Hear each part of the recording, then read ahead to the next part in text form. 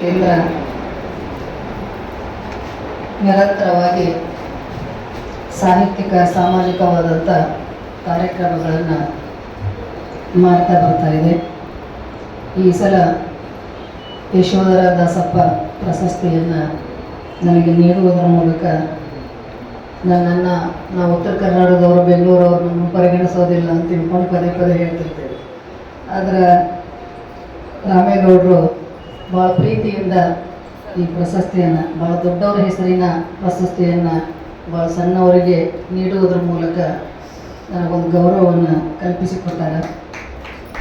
ಈ ಕಾರ್ಯಕ್ರಮದಲ್ಲಿ ಪ್ರಶಸ್ತಿಯನ್ನು ಪ್ರದಾನ ಮಾಡಿ ಮಾತನಾಡಿದಂಥ ಸಜ್ಜನ ರಾಜಕಾರಣಿಗಳು ಇವತ್ತು VR ಸುದರ್ಶನ್ ಅಂತವ್ರನ್ನು ಹುಡುಕಬೇಕಾಗತ್ತೆ. ಆ ಒಂದು ಕಾಲದೊಳಗೆ ನಾವು ಅವರನ್ನು ನೋಡಿ ಬೆಳೆದವರು. MP ಪ್ರಕಾಶನ ಹೆಸರನ್ನು ನೆನಪು ಮಾಡಿಕೊಂಡ್ರು. ನನಗೆ ಆ ಕಾಲ ನೆನಪಾಯಿತು. ಈ ಕಾರ್ಯಕ್ರಮದ ಅಧ್ಯಕ್ಷತೆಯನ್ನು ವಹಿಸಿಕೊಂಡಿರುವಂಥ P ಮಲ್ಲಿಕಾರ್ಜುನಪ್ಪನವರೇ ಹಾಗೂ ಎಲ್ಲ ಬಂಧುಗಳೇ, CK ರಾಮೇಗೌಡರು ಏನೇ ಮಾಡಿದ್ರು ಭಾಳ ಅರ್ಥಪೂರ್ಣವಾದಂಥ ಕಾರ್ಯಕ್ರಮ ಮಾಡ್ತಾರೆ. ನನಗೆ ಬಾಯಿ ತುಂಬ ಮಲ್ಲವ್ವ ಅಂತ ತಿಳ್ಕೊಂಡು ಕರೆಯುವ ವ್ಯಕ್ತಿಗಳಲ್ಲಿ ಮೂರನೇದವರು. ಯಾರೂ ಹೆಚ್ಚು ನನಗೆ ಮಲ್ಲವ್ವ ಅಂತ ಕರೆಯೋದಿಲ್ಲ. ಈ ಮಲ್ಲವ್ವ ಹೆಸರು ನಮ್ಮ ಅಜ್ಜಿದು, ನಮ್ಮ ಅಜ್ಜನ ಹೆಂಡತಿ. ಇಬ್ಬರು ಹೆಂಡರಿದ್ರು ನಮ್ಮ ಅಜ್ಜನಿಗೆ. ಒಬ್ಬ ಅಜ್ಜಿಯ ಹೆಸರು, ಅವ್ರು ತೀರ್ಕೊಟ್ಟ ಮೇಲೆ ಮೊದಲು ಹುಟ್ಟಿದಂಥ ಮೊಮ್ಮಗಳು ಅಂತ ತಿಳ್ಕೊಂಡು ಆ ಹೆಸರನ್ನು ನನಗಿಟ್ಟರು. ಆದರೆ ಈ ಹೆಸರಿನೊಳಗೆ ನಾನು ಪ್ರಾರಂಭದೊಳಗೆ ಬರಿತಾ ಇದ್ದೆ. MAದೊಳಗಿದ್ದಾಗ ಪದ್ಯಗಳನ್ನು ಬರಿತಾ ಇದ್ದೆ, ಪತ್ರಿಕೆಗಳಿಗೆ ಕಳಿಸ್ತಾ ಇದ್ದೆ. ನಮ್ಮ ಹೆಸರಿನ ಮೇಲೆ ನಮ್ಮ ಜಾತಿ ಕುಲಗೋತ್ರಗಳು ಈ ಸಮಾಜದೊಳಗೆ ಸ್ಪಷ್ಟವಾಗಿ ಗೊತ್ತಾಗ್ತವೆ. ಯಾಕೆ ಜಾತಿ ವ್ಯವಸ್ಥೆಯಲ್ಲಿ ನಾವು ಇರೋದರಿಂದ ಅದು ಸಹಜನೇ ಇದೆ.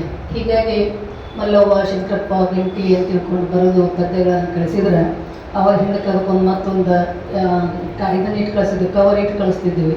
ಸ್ವೀಕೃತ ಆಗದೇ ಇದ್ದರೆ ವಾಪಸ್ ದಯವಿಟ್ಟು ಕಳಿಸ್ಬೇಕು ಅಂತ ತಿಳ್ಕೊಂಡು ನನಗೆಲ್ಲ ವಾಪಸ್ಸ ಬರ್ತಿದ್ವು. ಒಂದು ಪ್ರಕಟ ಆಗಲಿಲ್ಲ. ಇಲ್ಲ ನನಗೆ ಗೆಳತಿ ಹೋಗ್ಬೇಕು ಅಂದ್ಕೊಂತಾರೆ, ಸರೋಜ ಹೊಸಮಣಿ ಅಂತ ತಿಳ್ಕೊಂಡು.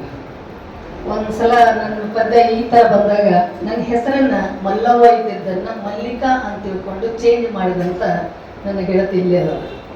ಆ ಮಲ್ಲಿಕಾ ಹೆಸರಿನೊಳಗೆ ಯಾವ ಪದ್ಯ ವಾಪಸ್ ಬಂದಿದ್ವಲ್ಲ ಅದೇ ಪದ್ಯಗಳನ್ನು ಮಲ್ಲಿಕಾ ಹೆಸರಿನೊಳಗೆ ಕಳಿಸಿದ್ರೆ ಅವು ಪ್ರಿಂಟ್ ಆದವು. ಅಂದ್ರೆ ಮಲ್ಲವ್ವನಿಗೂ ಮಲ್ಲಿಕಾಗೂ ಇರುವಂಥ ವ್ಯತ್ಯಾಸ ಅವತ್ತು ನನಗೆ ಗೊತ್ತಾಯ್ತು. ಅಂದ್ರೆ ಸಂಸ್ಕೃತೀಕರಣ ಇವತ್ತು ಅನಿಸ್ತಾ ಇದೆ. ಅವತ್ತು ಪ್ರಕಟ ಆಗದೆ ಇದ್ರು ಪರವಾಗಿಲ್ಲ, ನಾನು ಮಲ್ಲವ್ವಾಗಿ ಉಳ್ಕೋಬೇಕಾಗಿತ್ತು ಅಂತೇಳಿ. ಆದರೆ ಮಲ್ಲಿಕಾ ಅನ್ನುವಂಥ ಕಾರಣಕ್ಕಾಗಿ ಅಥವಾ ಮಲ್ಲಿಕಾ ಅನ್ನುವಂಥ ಹೆಸರಿನ ಕಾರಣಕ್ಕಾಗಿ ಜಾತಿ ಗೊತ್ತಾಗದೇ ಇರೋದರಿಂದ ಜಾತಿ ವ್ಯವಸ್ಥೆ ಒಳಗೆ ನನಗೆ ಅವಕಾಶಗಳು ಸಿಕ್ಕು. ಮಲ್ಲಿಕಾ ಬಹುಶಃ ಎಲ್ಲರೂ, ಕೆಲವೊಬ್ಬರು ಲಿಂಗಾಯತರು ಅನ್ಕೊಂಡ್ರು, ಕೆಲವೊಬ್ಬರು ಬ್ರಾಹ್ಮಣರು ಅನ್ಕೊಂಡ್ರು, ಕೆಲವೊಬ್ರು ಅವ್ರು ಅನ್ಕೊಂಡ್ರು, ಕೆಲವೊಬ್ರು ಇವ್ರು ನಮ್ಮವ್ರು ಆಡ್ರಿ ಅನ್ನೋದು ಅವಕಾಶ. ಹೆಸರು ಬಂದಾಗ ಉತ್ತರ ಕನ್ನಡದೊಳಗೆ ಹೆಣ್ಮಕ್ಳನ್ನ ಹಾಕ್ಬೇಕಂದಾಗ ನಮ್ಮ ಮಲ್ಲಿಕಾ ಹಾಕ್ರಿ ಅನ್ನೋರು. ಆದರೆ ಈ ಮಲ್ಲಿಕಾ ಹೀಗೆ ಅಂತ ಗೊತ್ತಾಗಿದ್ದು ಭಾಳ ದಿವಸದ ನಂತರ. ನನಗೊಂದು ಅಸ್ತಿತ್ವ ಬಂದ ಮೇಲೆ, ಹೆಸರಿಲ್ಲದ ಹಾಗೆ, ಮಲ್ಲಿಕಾ ಮಲ್ಲವ್ವ ವ್ಯತ್ಯಾಸ ಇಲ್ಲದ ಹಾಗೆ ನನಗೊಂದು ಅಸ್ತಿತ್ವ ಈ ಸಮಾಜದೊಳಗೆ ಸಿಕ್ಕ ಮೇಲೆ ನಾ ಯಾವ ಹೆಸರಿನಲ್ಲಿ ಬರೀಲಿ ಅದು ಪ್ರಕಟನೂ ಆಯಿತು. ನಾ ಏನು ಮಾತಾಡಿದ್ರು ಅದಕ್ಕೆ ಪ್ರಚಾರ ಸಿಗ್ತಿತ್ತು. ಒಳ್ಳೇದು ಮಾತಾಡಿದ್ರು ಸಿಗ್ತಿತ್ತು, ಕೆಟ್ಟದ್ದು ಮಾತಾಡಿದ್ರು ಸಿಗ್ತಿತ್ತು. ಈಗ ಹಿರಿಯರಾದಂಥ ಸುದರ್ಶನ್ ಸರ್ ಅವರು ಹೇಳಿದರು, ಅಲ್ಲಿ ಕುಂತ ಕೇಳಿದರು, ಏನು ಮಾಡ್ತಾ ಇದ್ದೀರಿ, 19ರಲ್ಲೇ ನೀವು ನಿವೃತ್ತಿ ಹೊಂದಿದ್ರಿ, ಏನು ಮಾಡ್ತಾ ಇದ್ದೀರಿ ಅಂತ ಹೇಳ್ಕೊಂಡು. ಮೊಮ್ಮಕ್ಕಳ ಜೊತೆಗೆ ಆಟ ಆಡ್ತೀನಿ ಅಂತ ಹೇಳಿದೆ. ಈಗ ಇವತ್ತು 80, 70, 2000 ಕಾಲವನ್ನು ನೆನಪು ಮಾಡ್ಕೊಂಡಿವೆ ಅಂತಂದ್ರೆ ಅವತ್ತು ಹೋರಾಟ, ನಮ್ಮ ಮಾತುಗಳು, ನಮ್ಮ ಬರಹಕ್ಕ ಸಮಾಜದೊಳಗೆ ಒಂದು ಸ್ಪಂದನೆ ಇತ್ತು. ಆದರೆ ಇವತ್ತು ಏನು ಮಾತಾಡಿದ್ರು ಅದು ವಿವಾದ ಆಗ್ತಾ ಇದೆ. ಹೀಗಾಗಿ ಈ ವಿವಾದ ಆಗುವಂಥ ಪರಿಸ್ಥಿತಿ ಒಳಗೆ ಅಥವಾ ಇಡೀ ಸಮಾಜ ಕಲುಷಿತಗೊಂಡಂಥ ಈ ವ್ಯವಸ್ಥೆಯೊಳಗೆ ಮಾತನಾಡೋದು ಭಾಳ ಕಷ್ಟ ಆಗ್ತಾ ಇದೆ. ಏನು ಮಾತಾಡಿದ್ರು ಕಷ್ಟ, ಏನು ಬರೆದ್ರೂ ಕಷ್ಟ. ಯಾಕಂದ್ರೆ ಭಾಳಷ್ಟು ಯೂನಿವರ್ಸಿಟಿಗಳು ಹುಟ್ಕೊಂಡವೆ. ಈಗ ಮುಖ ಇಲ್ಲದಂಥ ವಿಶ್ವವಿದ್ಯಾಲಯಗಳು, ಏನು ಬಿಲ್ಡಿಂಗ್ ಇಲ್ಲ, ಏನೂ ಇಲ್ಲ. ವಾಟ್ಸಪ್ ವಿಶ್ವವಿದ್ಯಾಲಯ ಇರ್ಬೋದು, ಫೇಸ್ ಇಲ್ಲದಂಥ ಫೇಸ್ಬುಕ್ ಇರ್ಬೋದು. ಇದರೊಳಗೆ ಏನಾದರೂ ನಾವು ಮಾತಾಡಿದ್ರೆ ಬರೆದ್ರೆ ಮರದಿವ್ಸಲಿಂದ ಸಾಲಗಟ್ಟಿ ನಮ್ಮ ಹೊಡೆಯಕ್ಕೆ ನಿಂತುಬಿಟ್ಟಿರ್ತಾರೆ ಜನ. ಅದಕ್ಕೆ ಈ ಹೊಡೆತಕ್ಕೆ ಯಾಕಪ್ಪ ಒಳಗಾಗುವುದು ಭಯದಿಂದಲ್ಲ, ಬಹುಶಃ ವಯಸ್ಸು ಇರ್ಬೋದು, ಅಥವಾ ಈ ಸಮಾಜ ಈ ರೀತಿಯಾಗಿ ಆದ ಕಾರಣಕ್ಕಾಗಿ ಸಣ್ಣ ಪ್ರಮಾಣದೊಳಗೆಲ್ಲ ನಿರಾಶೆ ಇರಬಹುದು. ಈ ಕಾರಣಕ್ಕಾಗಿ ಒಂದಿಷ್ಟು ಮೌನ ಕೊಂಡಿನ ವಿನಃ ಪೂರ್ಣ ನನ್ನ ಧ್ವನಿ ಇದೆಯಲ್ಲ ಅದು ಅಡಗಿಲ್ಲ.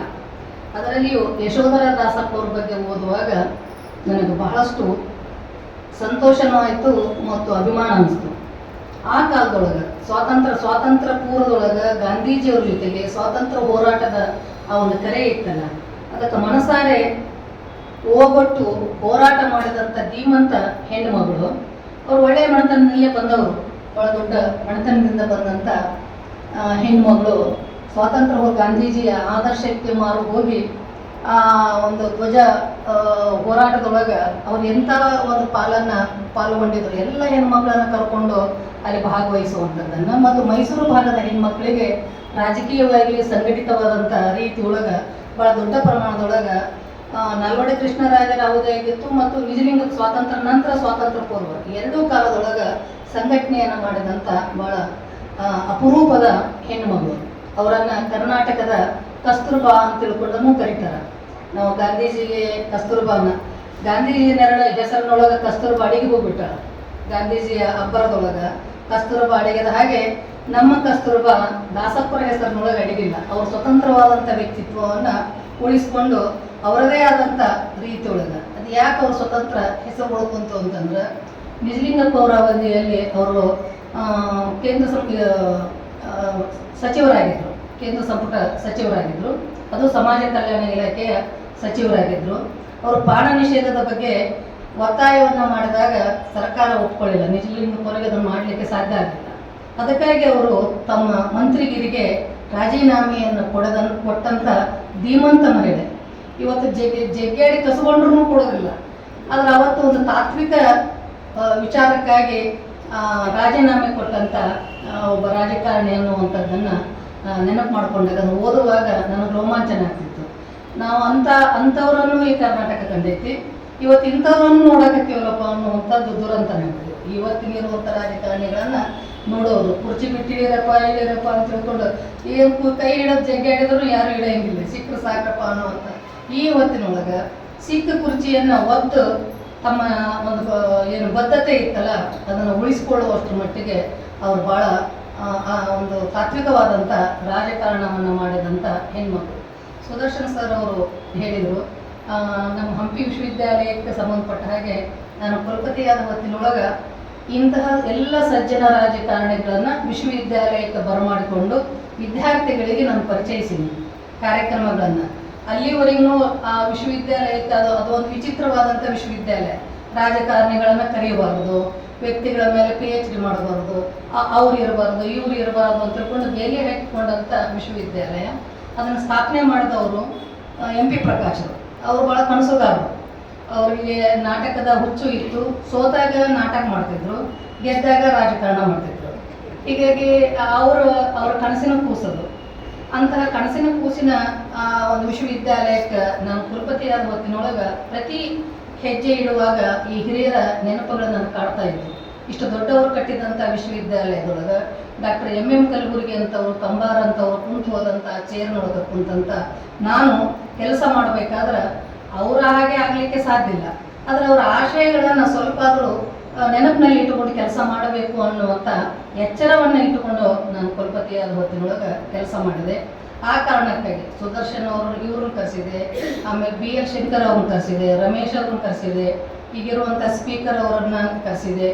ಈ ಥರ ರಾಜಕಾರಣಿಗಳು ಯಾರು ತಾತ್ವಿಕವಾದಂಥ ರಾಜಕಾರಣವನ್ನು ಮಾಡಿ ಜನಮಾನಸದೊಳಗೆ ಉಳಿದುಕೊಂಡರಲ್ಲ, ಅವರು ನಮ್ಮ ಯುವಕರಿಗೆ, ನಮ್ಮ ವಿದ್ಯಾರ್ಥಿಗಳಿಗೆ ಪರಿಚಯ ಆಗಬೇಕು ಅನ್ನುವಂಥ ಕಾರಣದಿಂದ ನಮ್ಮ ಎಲ್ಲ ಕರ್ನಾಟಕದ ಕೆಲವು ನಾವು ಗೌರವಿಸುವಂಥ ಮತ್ತು ಚರಿತ್ರೆಯಲ್ಲಿ ತಮ್ಮದೇ ಆದಂಥ ವಿಶಿಷ್ಟ ಛಾಪನ್ನು ಪ್ರಾಮಾಣಿಕತೆಯಿಂದ ಉಳಿಸಿದಂಥ ರಾಜಕಾರಣಿಗಳನ್ನು ವಿಶ್ವವಿದ್ಯಾಲಯಕ್ಕೆ ಭಾಳ ಪ್ರೀತಿಯಿಂದ ಕರೆಯುವಂಥ ಕೆಲಸವನ್ನು ಮಾಡಿದ್ದೆ. ಹಾಗೆ ಕರೆದಾಗ ಸುದರ್ಶನ್ ಸರ್ ಅವರು ಬಂದು ದೇವರಾಜ ಅರಸನ್ ಕಾರ್ಯಕ್ರಮ ಅಲ್ಲಿ ಬಂದು ಭಾಳ ಅವ್ರು ಮಾತನಾಡಿದಂಥ ಮಾತುಗಳು ಇವತ್ತಿಗೂ ನನಗೆ ನೆನಪಿದೆ.